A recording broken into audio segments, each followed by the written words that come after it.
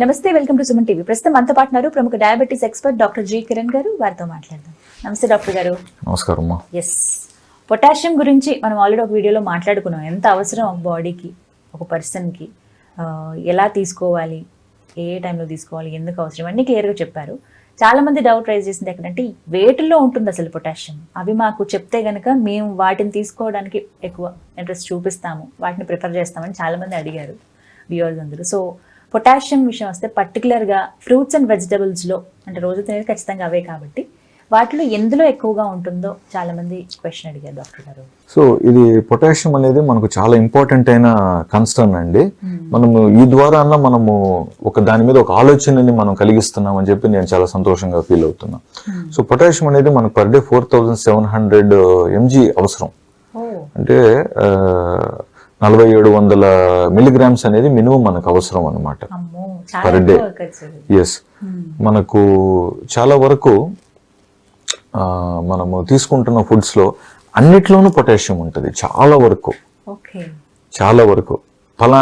దాంట్లో పొటాషియం ఉండదు అని మనం చెప్పలేం. సో మనం మాట్లాడుకునేటప్పుడు దేంట్లో ఎక్కువగా ఉంటుందని మనం డిస్కస్ చేసుకుంటాం. సో యావరేజ్ గా అన్నిట్లో ఉంటుంది. బట్ మెయిన్ పాయింట్ ఏంటంటే మనం వండే విధానాన్ని బట్టి పొటాషియం లాస్ అయిపోతుంది. అది అక్కడ కన్సర్న్. సో మనం ఎక్కువగా ఉష్ణోగ్రతలో మనం వండినప్పుడు పొటాషియం కోల్పోతాం. సో ఎంత ఫ్రెష్ గా, ఎంత రా ఫుడ్ అయితే, వెజిటబుల్స్, ఫ్రూట్స్ అయితే అంత దాంట్లో మాక్సిమం పొటాషియం మనకు లభిస్తుంది. ఇంకా మనం కుక్ చేసే టెంపరేచర్స్ బట్టి అది మారుతూ ఉంటుంది. కొన్ని కుక్ చేయకుండా తినలేం కదా డాక్టర్ గారు, అప్పుడు మరి కరెక్టే. ఇప్పుడు మనము బేసిక్ గా కుకింగ్ అనేది మనకు నాగరికత పెరిగేదాన్ని బట్టి మనము కుకింగ్ స్టాండర్డ్స్, కుకింగ్ లెవెల్స్ పెరుగుతూ వచ్చాయి కదా. సో ఇప్పుడు మనకు కుక్కర్ అనేది కూడా మనకు జస్ట్ రీసెంట్ నుంచే కదా మనం వాడుతున్నాం. బహుశా ఒక 40 years 50 years నుంచి కదా కుక్కర్ వాడుతున్నాం. అంతకుముందు కుక్కర్ లేదు కదా. So high pressure and high temperature cooking అంతకుముందు లేదు కదా. ఏదైనా ఉంటే ఉడకబెట్టడం వరకే. సో మాక్సిమం 100 degrees వరకు వెళ్ళేది, నుంచి దాటేది కాదు కదా. సో ఎప్పుడైతే కుక్కర్ లో పెడతామో 100 degrees కూడా దాటేది టెంపరేచర్. నెక్స్ట్ మనం ఫ్రై చేసినప్పుడు మనకు ఇంకా దాటుతుంది టెంపరేచర్. మనకు ఆయిల్ ఒక బాయిలింగ్ పాయింట్ ఎక్కువ కదా, అక్కడికి తీసుకెళ్లిపోతున్నాం మనం.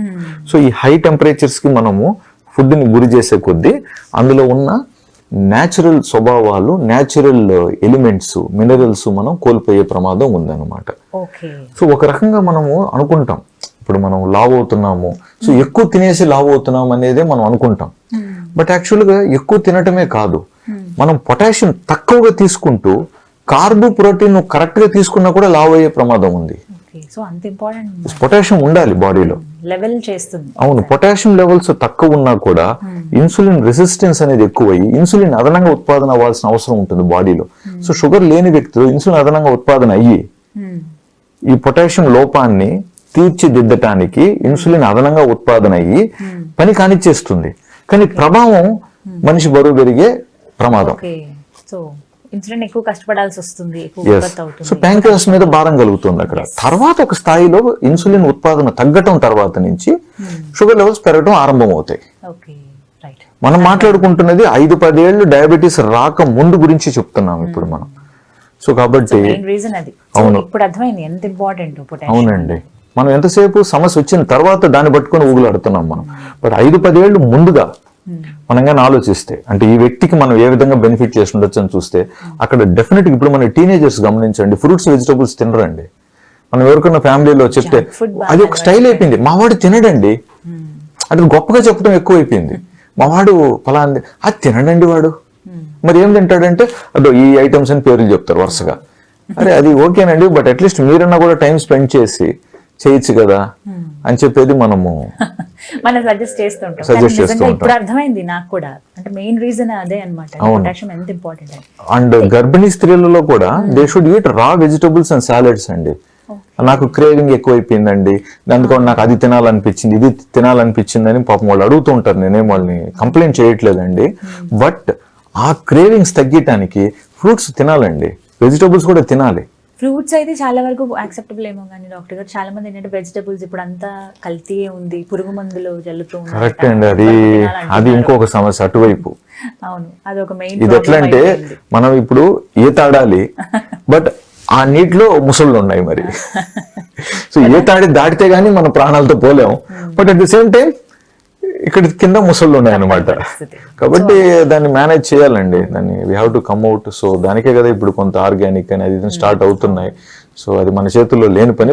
బట్ ఉదాహరణకి మనం తీసుకున్నట్లయితే ఇప్పుడు మనం అందులోనూ రాగా తీసుకుంటే తక్కువ మోతాదు. ఇప్పుడు టమాటో ఉందండి, మనకు ఒక 100 grams ఆఫ్ టమాటో తీసుకుంటే మనకు 150 నుంచి 200 mg పొటాషియం లభిస్తుంది.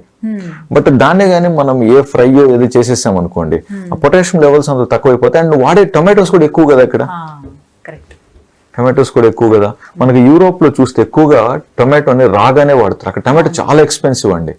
వింటర్ లో ముఖ్యంగా కిలో మనకి 3-4 euros వరకు వెళ్తుంది ప్రైస్ టొమాటో. కాబట్టి అంత ఖరీదైన టొమాటోని తీసుకొచ్చి వాళ్ళు దాన్ని కట్ చేసేసి ఫ్రై చేసేసారు, దాన్ని రాగానే వాడటానికి ట్రై చేస్తారు.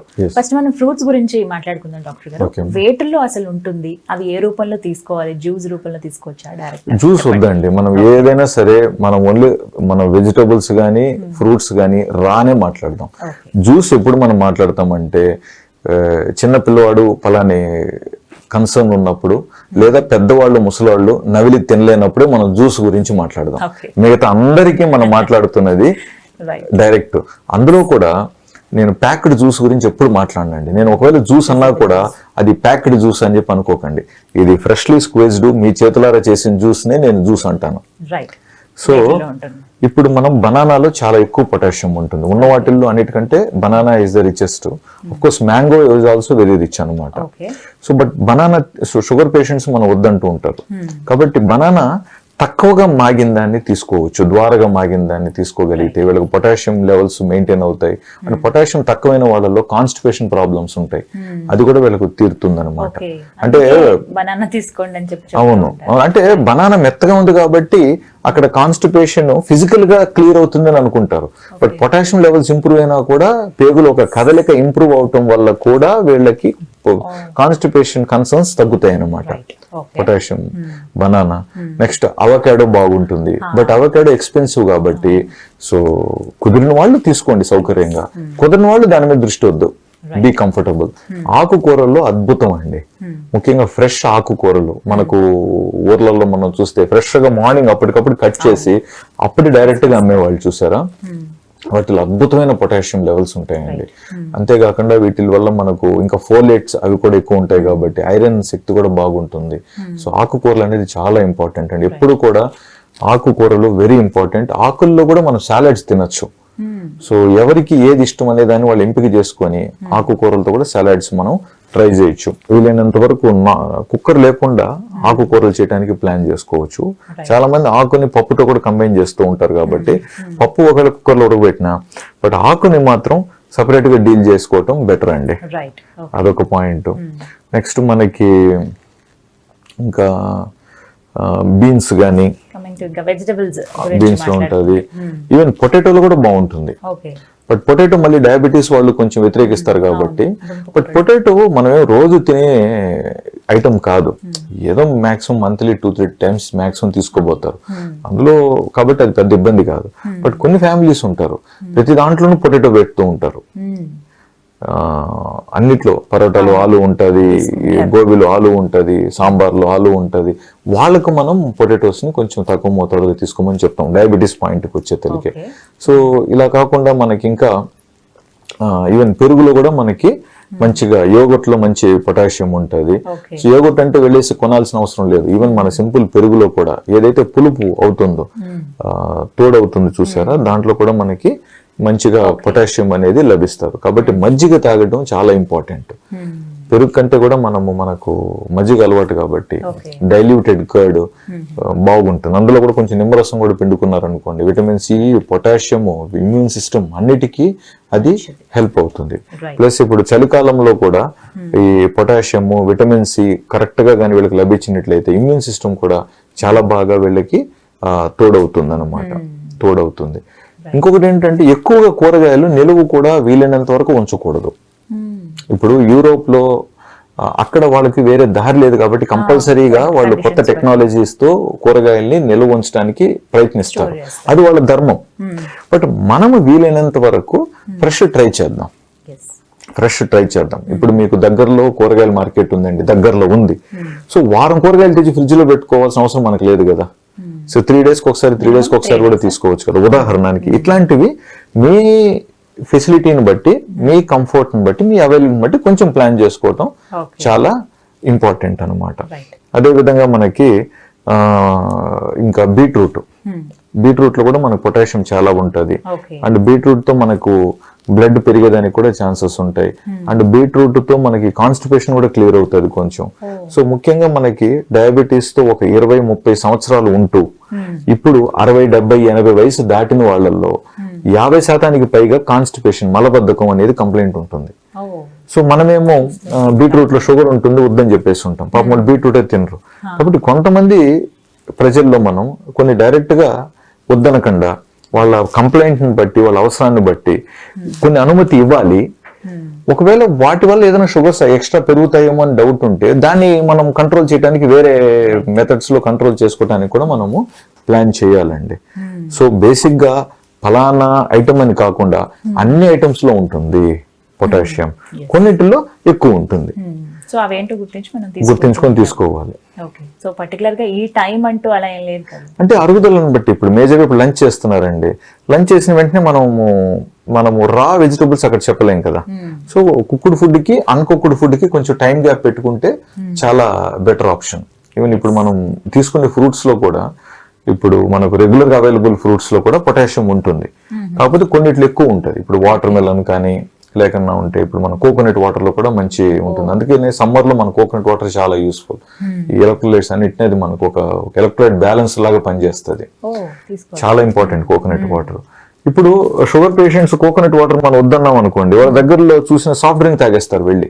ఆ డాక్టర్ కోకోనట్ వాటర్ వద్దన్నారు కదా అని చెప్పి సాఫ్ట్ డ్రింక్ తో పోలిస్తే కోకోనట్ వాటర్ చాలా బెటర్, చాలా బెటర్.